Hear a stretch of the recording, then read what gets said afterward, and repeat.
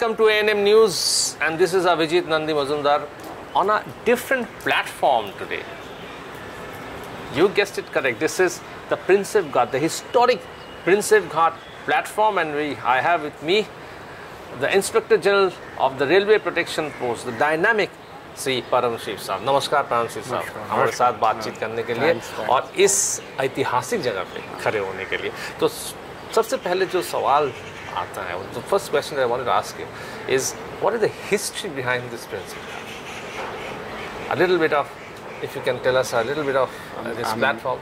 I'm not very clear about this history, but this is basically serves as the circular railway, the railway which goes around Kolkata. City.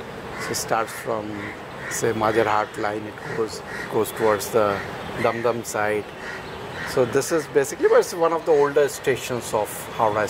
I mean, now it's Sialda division, but initially when it was East India Railways, it is one of the oldest stations. One of the oldest stations, yeah. So we're standing in the oldest station. So what is the role of Railway Protection Force? Often it was, people have a lot of questions about it. सवाल ये उठता है कि RPF का role क्या है?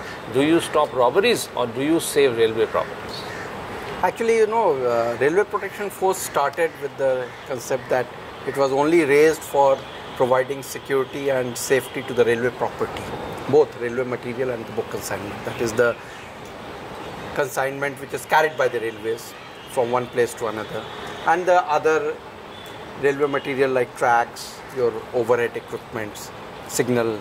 So this was basically to give protection to that. But over the years, as you know, there's a lot of demand that the security on the trains and in the platforms is equally important, which is presently looked at by the government railway police. So we were also extended certain powers to us. So now we are also responsible for passenger security and their belongings. So in case there is a robbery in a train, so now I differentiate between a long distance train and as well as a suburban train. Right. So if there are robberies or incidents of crime in a long distance or a suburban train, can they report to the RPF? Yes, yes. Any crime can be reported to us, either to us or GRP or any railway personnel. Now for us, we are there to supplement and supplant, not remove the GRP. We are only there to contribute and complement the GRP. Suppose a crime takes place, a robbery takes place, or say dacoity takes place on the train. If we are on the train, if we are escorting the train, so it's our duty to prevent it, catch the robbers. Even if we are not on the train and we get to know that something of this sort has happened, it's reported to us, we go and report to the GRP, or if it is within the jurisdiction of the state police, we report to them. And then often you will find that joint teams are formed with GRP, wherein the RPF personnel are also part of that team, and then we try hard to detect those cases. So but the cases will always be registered by the GRP of the state police, as law and order belongs to the state subject. So the FIR will be lodged with the GRP. GRP, yes. But can the FIR be lodged inside the railway long distance trains? No, there is a FIR form available with all the train escorts and with all the TTs and guards of the train. So the passenger has to fill up that form, and either the passenger gives it to the nearest police station or the GRP station, or he can hand it over to the guard or the TT or the railway RPF escort if it's traveling on the train, and then they will collect it and get it registered at the next station or the next station having GRP or post. Okay. Now with the Eastern Railway as a vast passenger train network as well as a suburban train network, what has been your biggest challenge so far? There are many challenges in the Eastern Railway. One, the density is very high. Although the Eastern Railway is not as big as some of the zones, if you take the track kilometers. But within a small area, our track kilometer density is very high. As a result, the passenger carrying is also very high. The footfalls of, say, Howrah, Sialda, which also caters mainly to the suburban stations. Sialda, 90% caters to the suburban station, is very high. In Sialda, it is something like 10 to 15 lakh people coming every day. And during festival, it rises as high as 20 lakhs. Howrah again ranges between 5 to 7 lakhs, sometimes even 10 lakhs. So the footfalls are very high, which itself is a big challenge. The other big challenge over Eastern Railway, especially in some of the divisions, say Sialda, Howrah, is the encroachment. You have a lot of encroachment very close to the tracks. So that has a lot of other problems also. You have run-over cases there. It affects your developmental projects. It affects the comfort of the passengers because they are not able to move in the station freely. So there are a lot of issues. So, but I would say that these two are major issues. The large number of passengers traveling in Eastern Railway and of course the encroachment. Secondly, there's one very important thing which comes up, which crops up, is that the safety of the tracks. Right. So it's a long track. Yes. So how do you maintain, how do you ensure safety of the track so that nobody manipulates with the tracks and causes accidents or subversive activity? Right. As you know, Indian Railways, the entire architecture is an open architecture. Anybody can access, anybody can move out, anybody can move in. It is not that the entire tracks are fortified or grilled or fenced throughout the thing. It's not possible also in a country like ours. So we have various posts at important locations. Apart from that, we also have outposts. We have local intelligence network wherein our staff does develop local intelligence as to who are these people who usually are involved in such activities, so we do keep surveillance over them. In addition, GRP also has its own network. In addition, the state also helps us. So it is, you see, it is not just one person's or one agency's work, it is a combination of all agencies. And once it happens, then you will see wherever everybody is working in coordination, these kind of crimes do come down. So you will have very few incidents of, say, tampering of track. There hasn't been any cases of tampering of track over last 19 months I have been posted here. Okay. And even at vulnerable locations, we also send our staff on patrolling. Then there are railway staff from the civil engineering who do the monsoon patrolling and the winter patrolling to see, to check and detect any cracks in the track. So it's a just more or less a combination of various factors, agencies, various factors, and various agencies look into it so that to give you a very safe journey and ensure a safe journey. Right. But then when you go into long distance trains, right, how many RPF personnel are there, and for the safety of the passengers? I mean, if the passengers want to get in touch with the RPF personnel, right, what do they do? Actually, you see, over Eastern Railway, around we are escorting around 169 long distance trains. Most of these trains are night-bound trains, especially those which leave around, say, 8 in the night and are moving in my jurisdiction up to 6 in the morning. So these are the trains we call the night-bound trains. So we try to cover all these trains, either us or the GRP. RPF on its own is escorting around 169 trains, wherein we have anything from 4 to 5 persons traveling the train.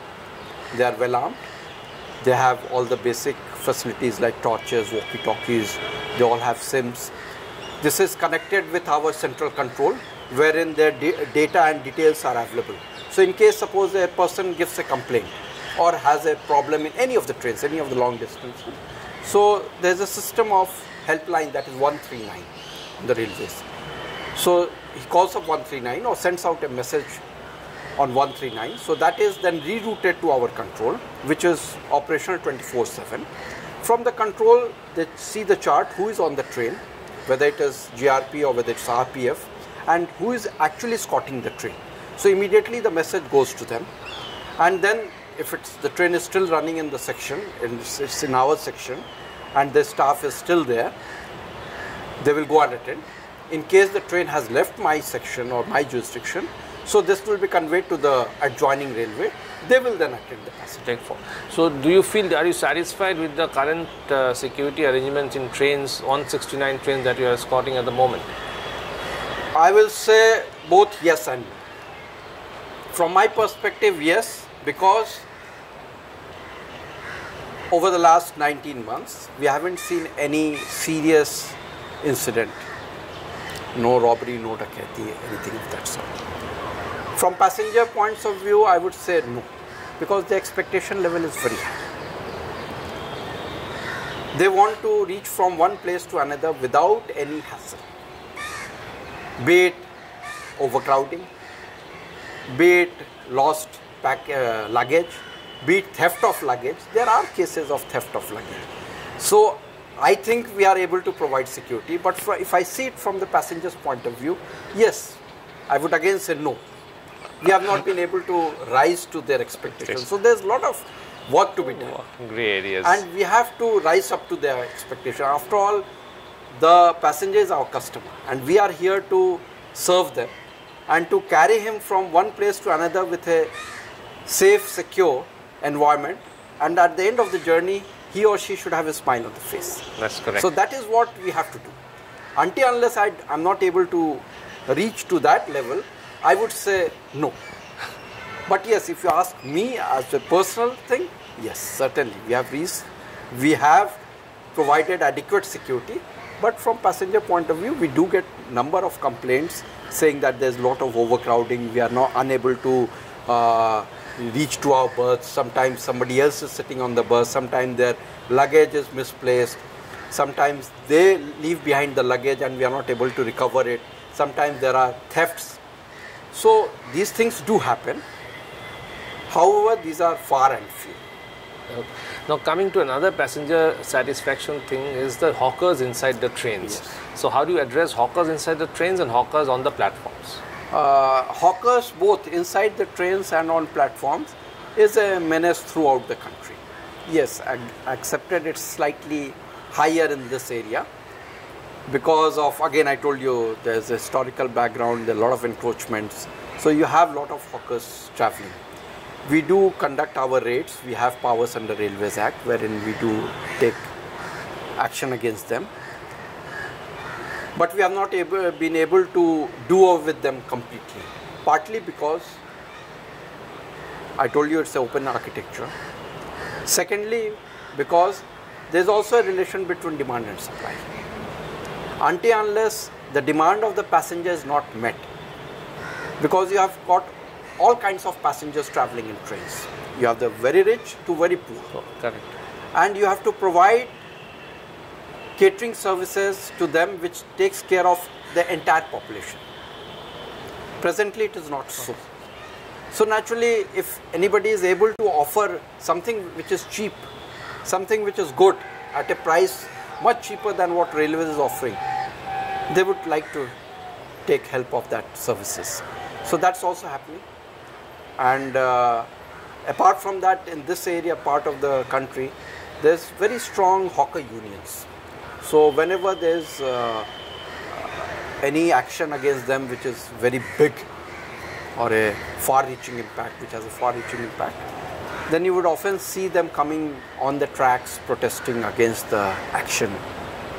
But it is again, you know, it's a bit of tact, bit of force. We combine everything to provide as much help we can, as much passenger facilitation we can do. Absolutely. And lastly, I want to ask you about ticketless traveling. Has ticketless traveling come down over the period, over the last 19 months? Actually, if you take this as a benchmark. I would see it in a different way. We have just come back to our pre-COVID levels. Okay. The number of passengers traveling in the trains have just come up to. Now, ticket checking is entirely a commercial work. We assist them whenever there is a ticket checking drive. The earning from ticket checking has risen. Partly also because the fares have gone up. And the trains which were earlier running as normal trains are being run as special trains. So naturally there's a fare component is there.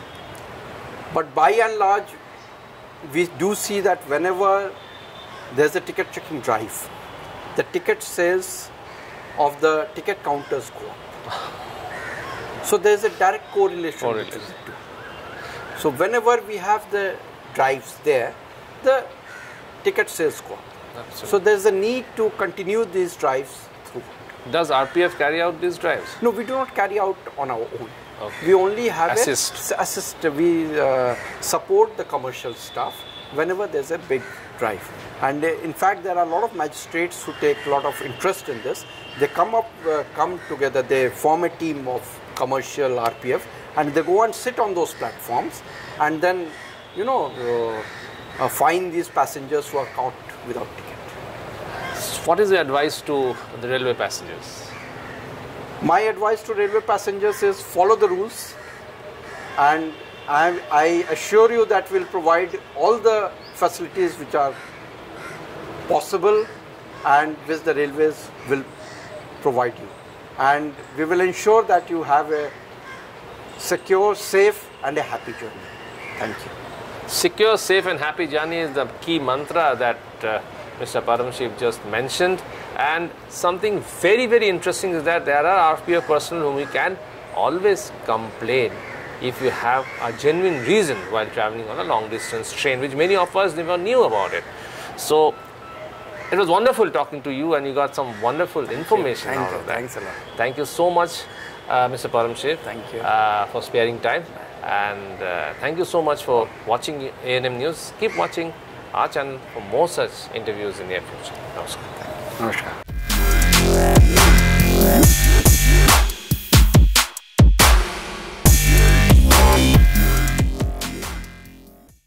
আরও খবরের update পেতে subscribe করুন আমাদের YouTube চ্যানেলটি আর bell আইকনে click করুন notifications পেতে।